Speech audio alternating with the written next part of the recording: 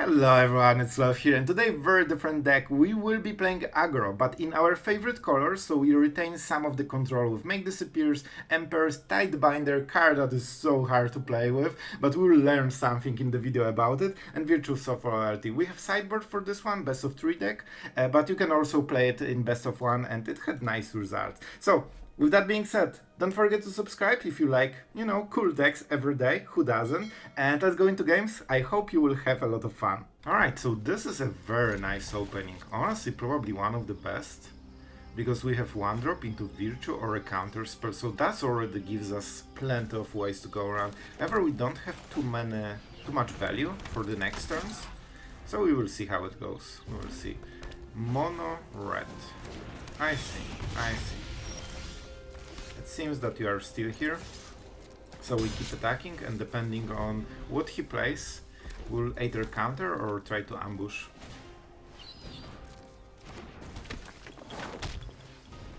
Alright, so ambush it is, because I knew he will attack, and that's basically a Make Disappear, and we also get a free 2/2 body. Alright, so.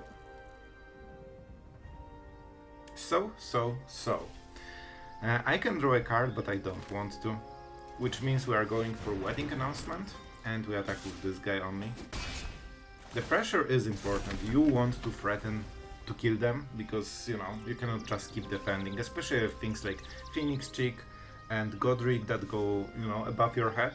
Sometimes, if you are left with 8 life, they will just finally draw it, so you need to reverse the games, quickly. Interesting. So, apparently they have a pump spell, right? So we can either trade 2 for 2 and give them the card. If they cast it here, it will have 4 toughness, so I don't want to waste everything on a block. I think we take it and force him to play it if he wants the value. That means his next attack will be much weaker. Here we are at 8. Nearly. However, now we can go with Emperor. And I mean, we will lose the Emperor, but it's such big value that we don't mind. You're done. And I mean, we could attack. I want to activate it, but it's not really good in this kind of matchup, probably.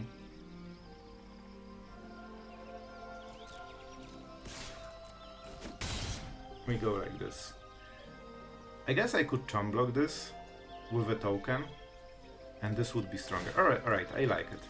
I think it's pretty cool. Yep, absolutely, we have double white for it, and on the next turn we'll flip, which means our board is unbeatable.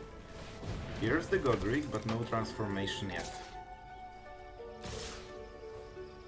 3 damage. I think we go against Godric this turn, because he will die on the next turn, and our Warden will be a bit stronger for the rest of the game. We are at 10, so we don't need to cast Emperor right now. Alright, as always, we go like this.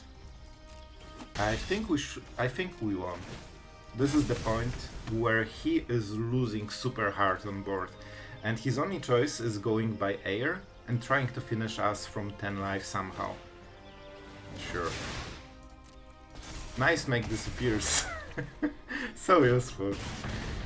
But it's one of those matchups. And actually, to be fair, we had just a better deal because of how he played. If he goes for something like Squee, I will still... Very smart play, I like it. So he won't be able to attack on ground if we counter it. And we keep the Emperor still, so it's better for the value long term. Yeah, he's starting to lose very hard. He can only attack with 1 creature, and here's the Siren that will close the game.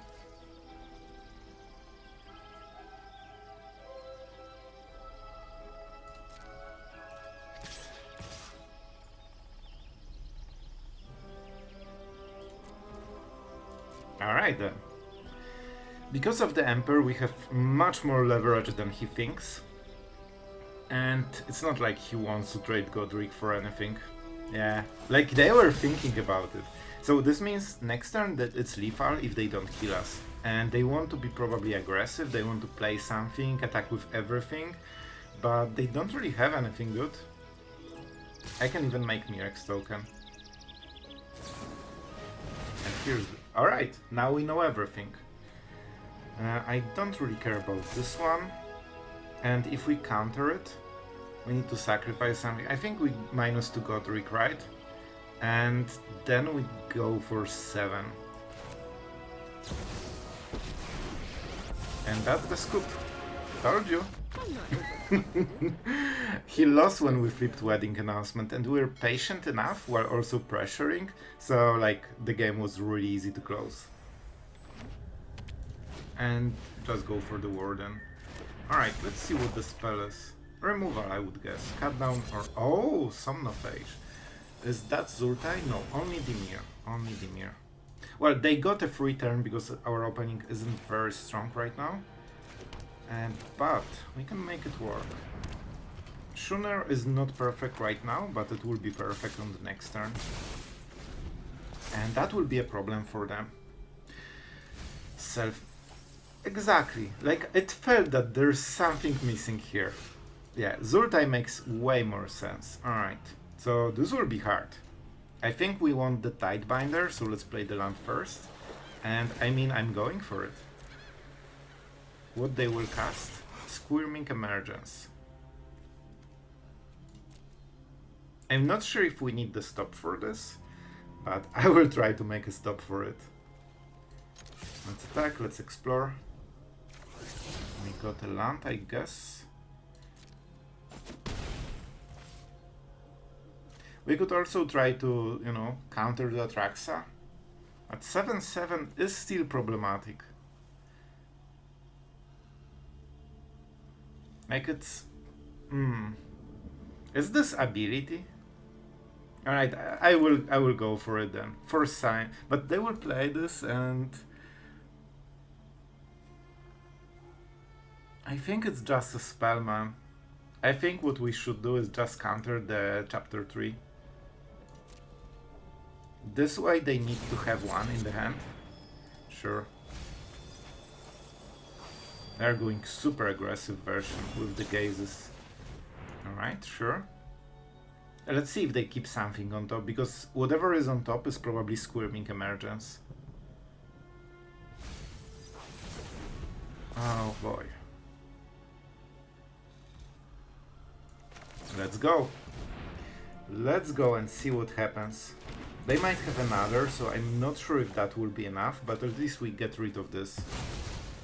So they didn't get the first reanimation. Let's see if there's second. No. Alright. Alright. I'm hopeful. It's a long way until, you know, we win, but that's a start. They have really good opening. Alright. We probably want untap land, right? We need as much power as we can get right now. Yeah, I think so. And we have so many cards, so we won't need to activate the land yet. No exile effect.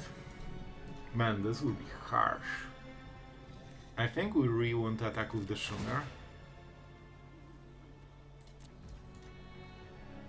It's either Dennick or in Virtue or Wedding Announcement. I think it's Wedding Announcement, which means we want to play the Warden probably. And now we can crew with the Warden. And it can untap maybe later or something. We'll see. Maybe we can just go Virtue and explore. Let's roll the dice. I really hope I get the counter. Here's the counter. I don't need more. Like, they are too slow right now. That's good. That's a good start. And we can attack by... Oh, no.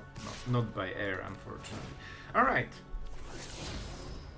And we got some decent value. If they double block, that means we trade for the Somnophage, which is, you know, something. Something. And we already got some value out of this. Let's play Dennick because it gets rid of all the shenanigans. Right? They need to kill Dennick first before they reanimate anything, and that should slow them down, like, considerably. Lifelink won't matter, it's basically a 2-3 that disables their strategy, as long as it's in the battlefield. Alright then. Alright then. We could go for Virtue of Loyalty to start scaling as soon as possible, which I think is the correct play, honestly. We need a lot of value right now.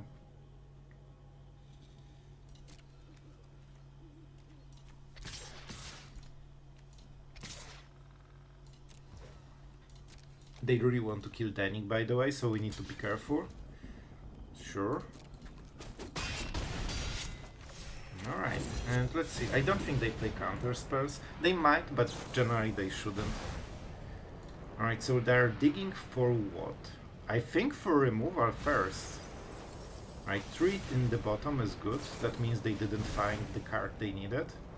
And they're rolling the dice again. Let's see. And that was enough. If they cannot remove Dennick, they cannot reanimate anything. I'm pretty happy because I think if I try to go for the Squirming Emergence, like it's just a text on the spell, so it shouldn't be able to counter with Tidebinder. Alright then, this will be harsh.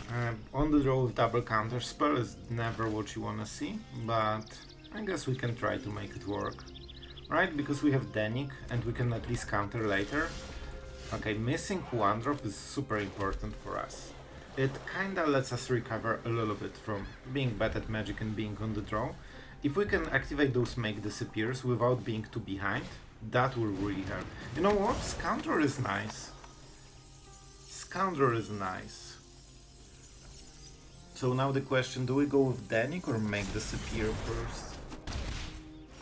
He might play some 1-drops, but so far he didn't have them. Definitely not Schooner. Dennick is extremely important card for them. I think we sacrifice some of our life total to just play a control, because you know that bad things happen at turn 3 with the most interesting deck in Standard.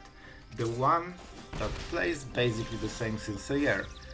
Let's go like this. And what do? We could go for Wedding Announcement. When this flips, this will be extremely good.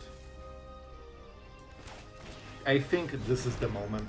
The faster we flip it, the faster we win the game. Like, this being 3-4 is insane. Swift Spear? Man, this will hurt. Oh boy, this will hurt. We'll try to ambush maybe on the next turn. Yep, here comes the big damage. Man, look at him, just being so good at magic. He played all of the cards from the hand. How is that not worthy of being mythic? Alright, so down to 6, but those were all of his tricks. That means it's Dennick time. How many cards? Not enough. Alright, so this will be Dennick into Virtue of Loyalty, and we want to be super defensive right now. Because if we hit with this lifelink, like, we are winning the game super hard. They have nothing right now. Easy. But that doesn't change much. I don't even think we need to counter it, it just doesn't do anything. Also, it's interesting, he didn't even try to wait for the next turn, like he just played it and do nothing. You know, that's your mono-red player. I think he lost. Let's play Mirex and think about our life. So I could play Virtue of Loyalty, and that should be enough to close the game. What is the draw that wins him the game? Not Squee. Right, Squee is 5 creatures and we can lifelink. Yeah, I think this is the moment. We double flip, which means that on ground we cannot be attacked and we win on the next turn when we attack with Dennick. And here's 1 draw. See ya! That's it, you can explode. Thank you. Thank you for cooperating, Monored. As always, have been a pleasure. Well, Azorius control it is then. I should probably mulligan, but I actually like this kind of hand. And the game is super reverse, so we are on the play. We will be basically playing control against guy playing our deck, which is wild. But this is what Shuffler can do to your deck. And you know what? I'll take it. Oh, they are using map tokens, so they are not investing into the board. And if they keep it, that's good. This is our make disappear target. They should get rid of it. Still, we'll play the coast. Man, we are having nice draw. 6 lands and no creatures. Because why not, right? However, we can keep him in check because he left this. If he dumped the card into the graveyard last turn, I think it should be really good because that would happen turn earlier. And we definitely want untapped land for next 2 turns. Alright, let's see. How do you work? Loses all abilities, but not counters. It's a counter, right? So it will persist. Quite a lot of damage, to be fair. But I will take it. We can play it at the end step if he doesn't go for anything. Interesting. Very interesting, but we'll just emperor it. Whatever he transforms into, like, we just remove it. So, oh, that's the menace. So we won't be able to block, so we might as well attack, right? No reason to do anything here. We could counter the crewing. Oh my god, this is so bad. This is so bad, man. Oh man, he will draw so many cards, it's not even funny.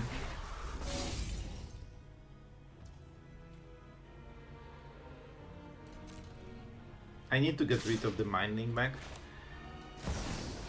And the faster the better. Now you've done it. And because of the menace we cannot make the token. But he will draw those 2 cards, which is absolutely horrible. He not only got better tempo, way better tempo, but also he has now exact same amount of cards. We don't need more mana, so we can play the Anchorage. I guess I could try to attack him, but I probably won't win.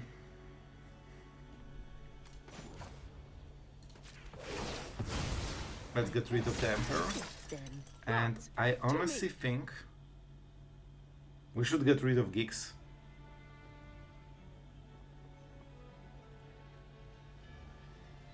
Yeah, I think so. It's such a powerful card, man. It's not perfect. I guess we can double block, which means this will be harder to attack and we shouldn't lose life, but he has like equal cards with us. Actually now card advantage because of this Geeks. Bloodletter. Alright, very very scary card. But it is a triggered ability, so it will happen only once. Alright. Trading 1 for 1 is fine for us. Alright, you know what? There is a chance. I think there is a chance. We want untap lands for this turn. So we could Wedding Announcement into Tidebinder when this triggers. If we plus, I mean we have the bird. And with Vigilance, this is pretty nice. I have got new moves to teach you. I will bluff this, and I think it should work. Because if we play another Emperor, like I will like highlight all the stuff suggesting Emperor. And this attack is so weird that, yeah, you can bluff 3 damage. We just got Lightning Bolt for 0 mana. And we could go Wedding Announcement, but they have only flyers. If I activate this, I can block the Siren, so they might not attack. Super weird play, I know, but because Wedding Announcement doesn't really help us defend and we need to defend, I think the Anchorage is actually better. Even though we don't want to play it. But oh man, but because we are defending, this will be untapped, so we can play everything. Sure, if they crew, we will go with the Tidebinder anyway. I hope they won't play another creature, because that would be a huge problem. That means they can attack with all of this and also the Mind Link. But they won't have haste, so it's probably not the case. Alright, let's see the attack. They also want to hit our face. Alright then. Interesting. Let's see what happens. Something bad, I'm sure, but let's see. Alright. That is... oh no! Oh no! This means I need to take mana. I'm not sure if it goes through all the phases. I think it won't. Which means that I won't be able to Tidebind the triggers from this. Oh no. If I pass the turn, I cannot play my stuff. And there's nothing that triggers before this hits me. Alright, this was the play I didn't anticipate. But that was a pretty learning experience, so yeah, let's take it. We want to open with Dennick so we get some free damage. The faster the better. Alright. Oh, so that's the Simic version of the artifacts. Yeah, that's the one. So they won't attack. Alright, interesting. Definitely interesting. We don't need Mux right now. So we can either play the Siren and go for the make disappear, which probably is the best way, right? With lifelink we can kinda raise them.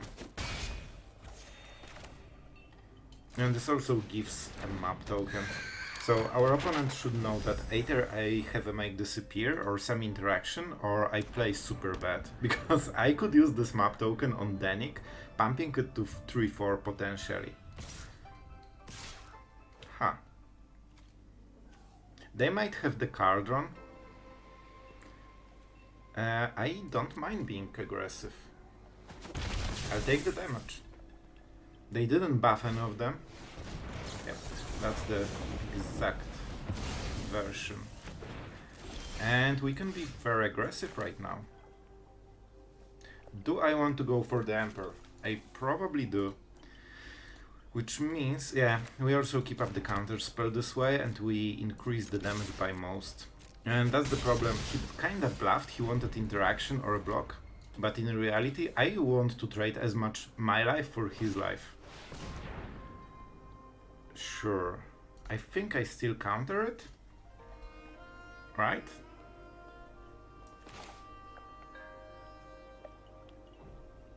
Yeah, I think so. It's not for the value itself, so they don't get... Oh. I missed it. Alright then. So, of course I should wait until the trigger, because it doesn't counter the spell. So, pretty my bad, but don't you worry. It will be fine. What do we do here, though? If I want to cast Emperor, I cannot cast anything else. They don't have Sweeper, so I think I know how to play this one out. Let's go with the Siren. It is possible we draw a land as well. That's an interesting one. But still.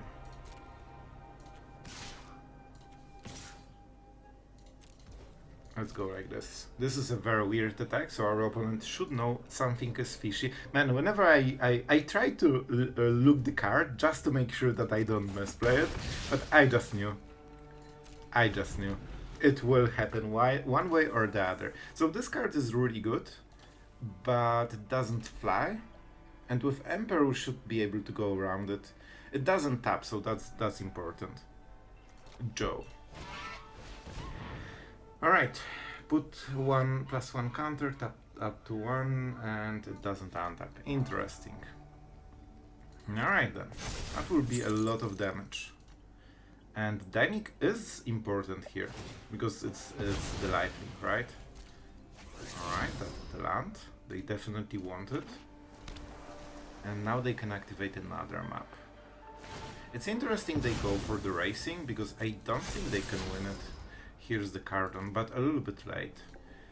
No really abilities in the graveyards. Also with Dennick, right now it doesn't super matter, but of course it will in time. Interesting, so he didn't see Emperor coming. Alright then. They don't have the mana for Gingerbread. And we can just create a token that gets a free value, which means that we are even more ahead on board, even after my small misplay. This is a result of my misplay, so it shouldn't be here normally.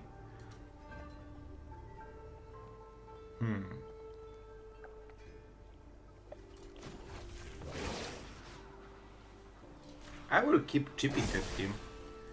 I have got new moves to teach you. Okay, let's go.